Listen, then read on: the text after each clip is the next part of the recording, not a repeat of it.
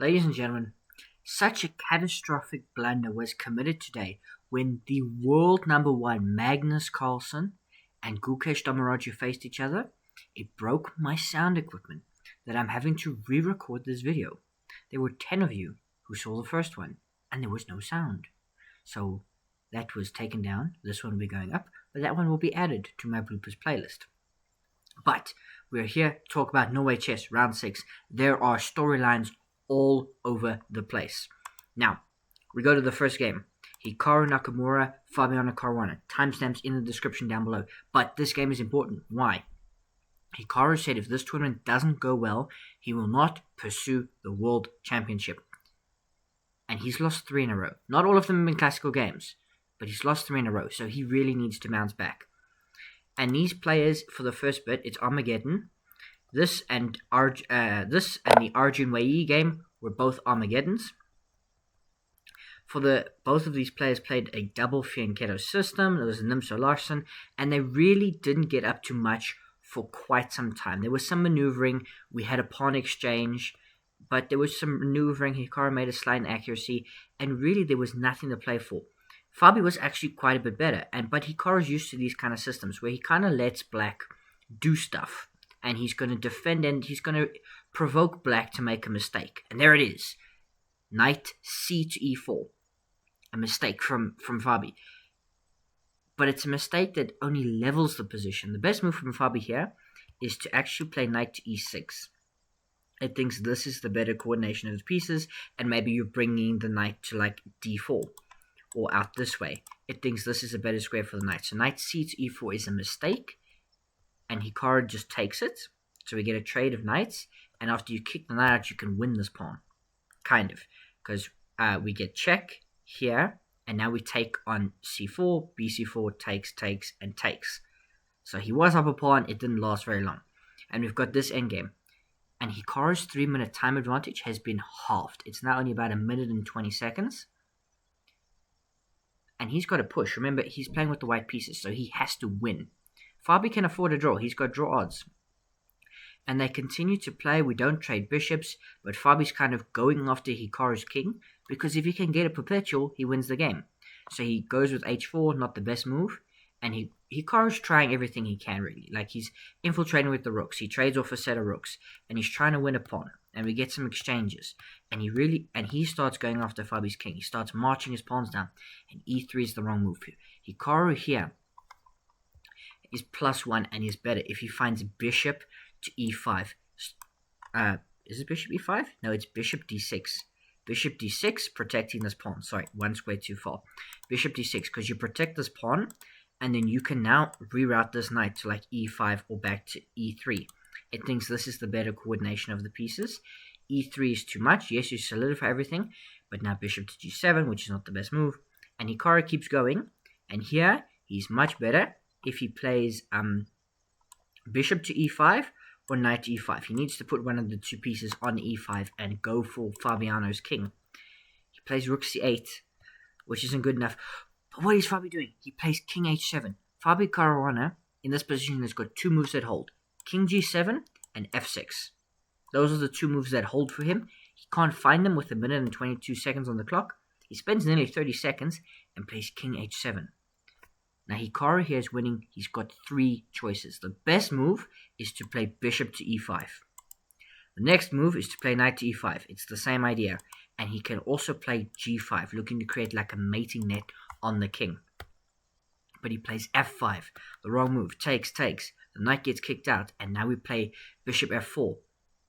And Fabi plays knight to h3. He makes a second mistake. Just when Hikaru kind of lost the thread a little bit, he plays knight to h3. Now the best move for Hikaru, the only move that gives him advantage, is bishop to e5. He finds it. Now bishop g7, and you play bishop d6. And yes, you can bring knight back here. Rook c8. Hikaru here, he's got 2 winning moves. And it is involving the king, bringing the king up. He's got to be patient. Rook c6 is not it, because now the knight gets in. We're threatening some perpetuals. We can sack the knight to get the knight back. And now this is probably just headed for a draw. And it is very much headed for a draw. In fact, we trade off the rooks, and this is basically a draw because you can do this where the king gets back just in time, and now we can sacrifice the bishop. And the players here agree to a draw, because what would happen is you would take this, and the black king is in time. They'll get to the corner, and you can't get the black king out the corner. Even if you win this pawn, it's just a draw. Black draws and wins the Armageddon. The next game I have to show you is Arjun Erigaisi. This is also an Armageddon. Arjun is undefeated in Armageddons. He's not undefeated overall, but he's undefeated in Armageddons. He just seems to have found a way to play them. And what we get here is a three knights variation of the Queen's Gambit declined. And we get the semi-Tarrasch variation, which is probably the most aggressive way to play for black. And we get this mirror image capture line, which has been talked about a lot. It's almost like the Berlin, I think. This is the Berlin of d4. And black gives up a pawn, but what do they get in exchange for this pawn? And I mentioned a lot with arrows. You'll probably see the arrows. You can't hear the audio. Black gets to hit this queen a lot and develop very quickly. They get very active play in exchange for the pawn. So the queen has to go back. Now knight to e4. Now bishop d2. Takes. And now look at this. They get such active play. And queen takes a2, knight to c4. White's starting to get active a little bit. e4, rook d8, knight d6, check. And here, Wei Yi has got to decide. He can very much sack this rook for the knight and play this position, because there's queen takes b2, and the white king is just somehow not as safe as the black king. And he can, but the best move for him is to play king to f8, because there's a hidden idea here to play rook a3 and trap the black queen. So you play like queen c1, you're threatening to trap the black queen. The queen will have to go to like a4 to survive, and now you can play like knight takes b7, and this is how the game would proceed, and then there'd be like queen takes e4. But instead of that, Wei Yi plays king e7.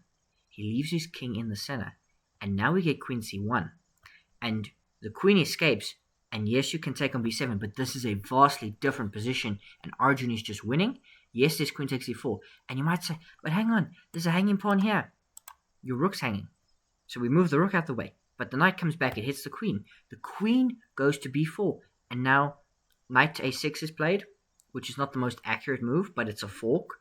We take a knight that was hanging, check, we take, and Arjun is just completely winning and bulldozes over Wei Yi all the way here and mates him. Look at this, bishop f1, such a beautiful defensive move, and basically mates Wei Yi in what was a beautiful attacking game from Arjun. He remains undefeated in Armageddon. But you didn't come here for Armageddon. Well, maybe you did. You came here for Gukesh D, our world champion.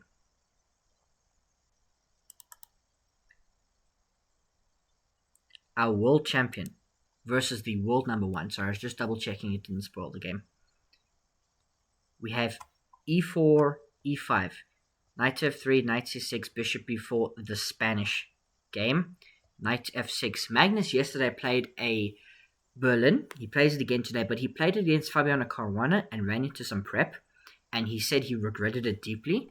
So today, you think maybe Gukesh would go for it. He doesn't. We play a very typical anti-Berlin with bishop to c5 and rook e1, and it's a Spanish, and these players move their pieces about, and they play very typical Spanish ideas. They maneuver the knights, they take here, and Gukesh makes a decision here to play d5.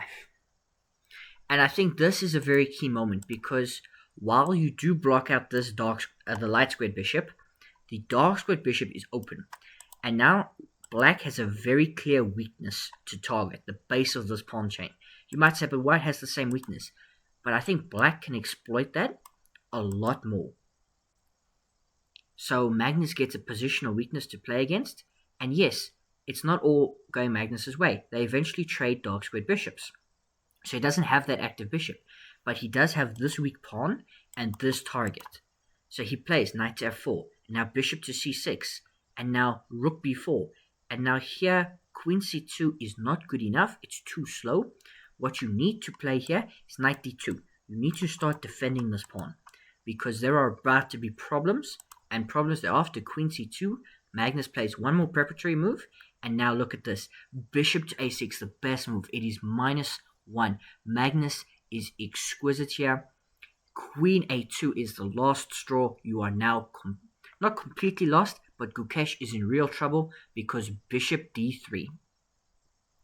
And now everything is falling. Yes, you can play knight d2. And yes, Magnus plays h5. And yes, you can win a5 and trade the queens.